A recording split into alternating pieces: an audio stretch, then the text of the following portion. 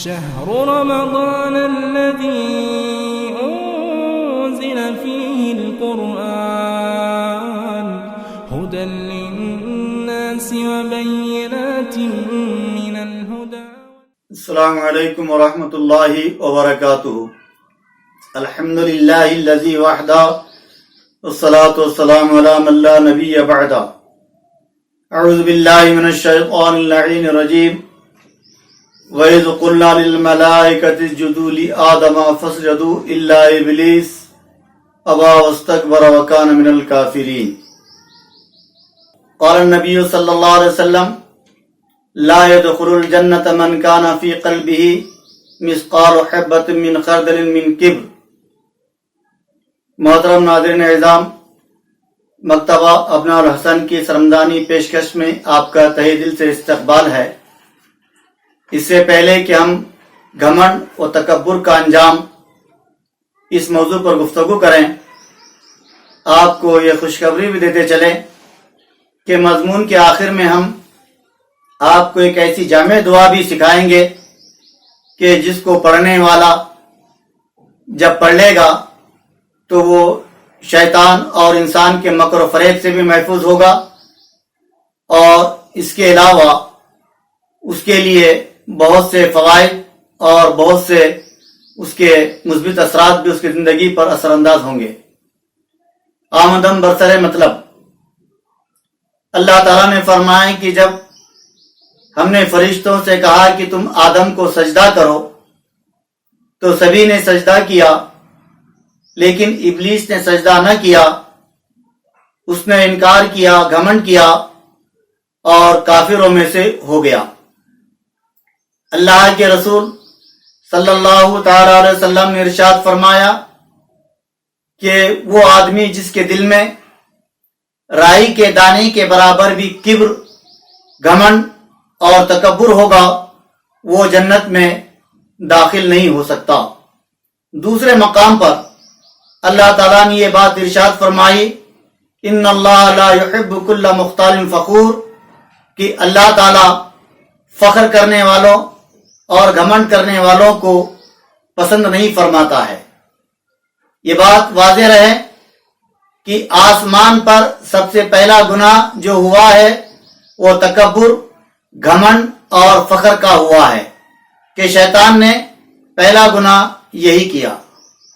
متکبر لوگوں کو قیامت کے دن میدان حشر میں چھوٹی چھوٹی چوٹیوں کی شکل میں لایا جائے گا. انہیں ہر جگہ ذلت ڈھانپے گی اور ان کو جہنم کے قید خانے میں ڈالا جائے گا کہ جس میں بھڑکتی ہوئی آگ ہوگی. وہ جہنمیوں کا پیپ پیئیں گے جسے طیبۃ الخبال کہا جاتا ہے. قلبی امراض میں تکبر و گھمنڈ ایک بڑا مرض ہے. اس سے خود غرضی، خود خواہی اور انانیت، عجب جیسی باتیں دل میں جنم لیتی ہیں. یہ کئی وجوہات کی وجہ سے دل میں پیدا ہوتا ہے. مثلا علم کی بنا پر، عمل کی زیادتی کی بنا پر، اعلیٰ حسب و نسب کی بنا پر، حسن و جمال کی وجہ سے، دولت اور طاقت کی وجہ سے، یا اولاد و خاندان کی وجہ سے. یہ بیماری اور یہ مرض آدمی کے دل میں پیدا ہو جاتی ہے. تکبر 3 درجے کا ہوتا ہے. اللہ کے مقابلے میں تکبر، جیسا کہ فرعون نے کیا تھا، اور فرعون نے کہا تھا انا ربکم الاعلی. یہ کبر اللہ کے مقابلے میں ہوا. انبیاء کے مقابلے میں تکبر، جیسا کہ فرعون نے یہ تکبر کیا تھا اور اس نے کہا تھا انؤمن لبشرین مثلنا، کیا میں ہمارے جیسے 2 آدمیوں پر ایمان لے آؤں گا. اور تیسرا تکبر مخلوق کے مقابلے میں ہوتا ہے کہ شیطان نے کہا تھا انا خیر منہ، یعنی آدم علیہ السلام کے مقابلے میں ان سے بہتر ہوں. تکبر صرف اللہ ہی کے لیے زیبا ہے. جو شخص اس کی کبریائی کی ردا کو اوڑھ لیتا ہے، اللہ تعالیٰ اس کو ذلیل و خوار کر دیتا ہے. ان اللہ لا يحب المستكبرین، کہ اللہ تعالیٰ جو ہے تکبر کرنے والوں کو پسند نہیں فرماتا. متکبرین اللہ کی رحمت کی نشانیوں میں سے اور اس کی ہدایات سے محروم کر دیے جاتے ہیں کہ انہیں اللہ تعالیٰ ہدایت نہیں دیتا۔ تکبر بدترین وصف اور ابلیس کا ہتھیار ہے، جس کے ذریعے وہ انسان کو ہلاکت میں مبتلا کرتا ہے۔ متکبرین اللہ کی رحمت سے دور ہوتے ہیں، متکبرین پر اللہ تعالیٰ کی لعنت ہوتی ہے۔ تکبر وہ مرض ہے جو انسان کو ہر جانب سے گھیر لیتا ہے اور پوری طرح اپنی گرفت میں لے لیتا ہے۔ تکبر کی وجہ سے صحیح یا غلط کے امتیاز کی صلاحیت انسان کے دل و دماغ سے ختم ہو جاتی ہے۔ جو لوگ تکبر کرنے والے ہوں گے ان کو دردناک عذاب دیا جائے گا۔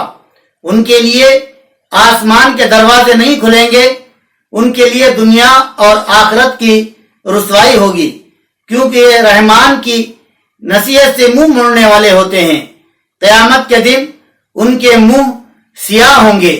اللہ تعالی ہم سب کو ہر قسم کے کبر و گھمنڈ سے محفوظ رکھے اور اللہ پاک اپنی مہربانی سے ہم سب کو عاجزی نصیب فرمائے، آمین یا رب العالمین۔ حسب وعدہ، جیسا کہ ہم نے آپ سے کہا تھا، ایک ایسی جامع دعا آپ کو بتائیں گے کہ جس کو پڑھ کر آپ اگر گھر سے نکلیں گے تو اس کے 3 فائدے آپ کو حاصل ہوں گے، اور وہ دعا ہے بسم اللہ توکلت علی اللہ۔ بہت ہی مختصر لیکن بہت جامع۔ بسم اللہ توکلت علی اللہ، بسم اللہ توکلت علی اللہ، لا حول ولا قوت الا باللہ، بسم اللہ توکلت علی اللہ، لا حول ولا قوت الا باللہ۔ اللہ کے نام سے اللہ پر بھروسہ کرتے ہوئے میں نکل رہا ہوں یا نکل رہی ہوں، اور اللہ کے علاوہ کسی کی طاقت نہیں ہے کہ جو نیکی کی ہدایت دے، اور اس کے علاوہ کسی کی طاقت نہیں ہے جو برائی سے روکے۔ تو حدیث میں آگے ہے یقال لہو، اسے کہا جاتا ہے تجھ کو ہدایت دی گئی، اور اسے کہا جاتا ہے کہ تو شیطان سے بچا لیا گیا، اور اس سے کہا جاتا ہے کہ تجھ کو کفایت اللہ کی طرف سے عطا کی گئی۔ اس حدیث کو امام ابو داؤد اور امام ترمذی علیہ الرحمہ نے نقل کیا ہے۔ دعا ہے کہ اللہ تعالی ہم تمام کو اللہ کے نبی علیہ الصلوۃ والسلام کی بتلائی ہوئی سنتوں کے مطابق زندگی گزارنے والا بنائے، آمین یا رب العالمین۔